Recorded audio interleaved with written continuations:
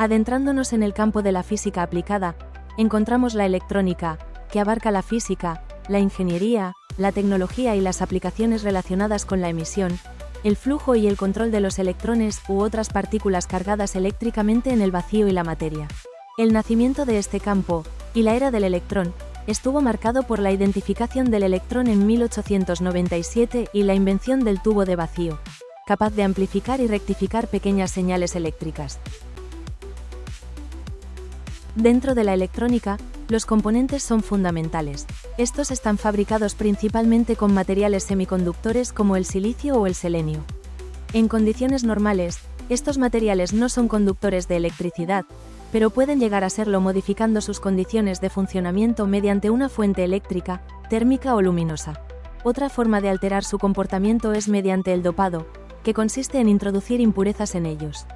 Dependiendo del tipo de materiales usados en el dopado, se pueden obtener cristales semiconductores de tipo P, electropositivos, o tipo N, electronegativos.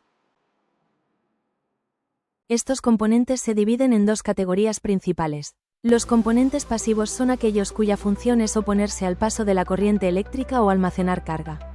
Entre ellos se encuentran las resistencias, que se miden en ohmios, ohmega, y pueden ser lineales o dependientes de parámetros como la luz, LDR, la tensión, VDR, o la temperatura, NTC.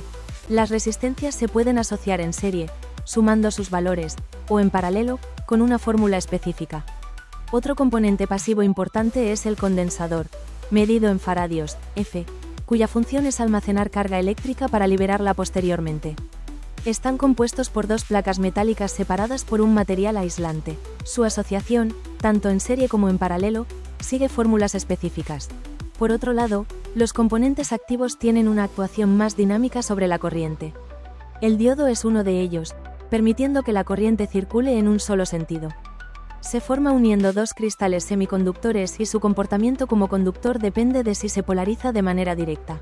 Existen diferentes tipos de diodos, como los rectificadores que convierten corriente alterna en continua, los diodos LED que emiten luz al ser polarizados directamente, y los diodos Zener que actúan como reguladores de tensión.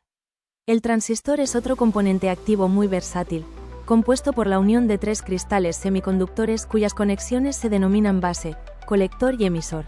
Para que funcione, la unión base-emisor debe estar polarizada directamente y la base colector inversamente.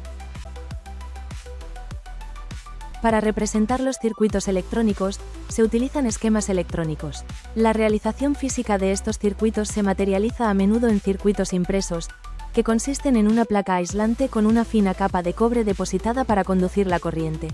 También son muy comunes los circuitos integrados, dispositivos compactos hechos de una placa de material semiconductor sobre la que se montan diversos componentes para formar un circuito de pequeñas dimensiones. En resumen, la electrónica estudia el control del flujo de electrones, basándose en el uso de componentes electrónicos hechos de materiales semiconductores, que se clasifican en pasivos, como resistencias y condensadores que oponen o almacenan energía, y activos, como diodos y transistores que controlan la dirección y el flujo de la corriente. Estos componentes se organizan en esquemas y se fabrican en circuitos impresos o integrados para crear dispositivos funcionales.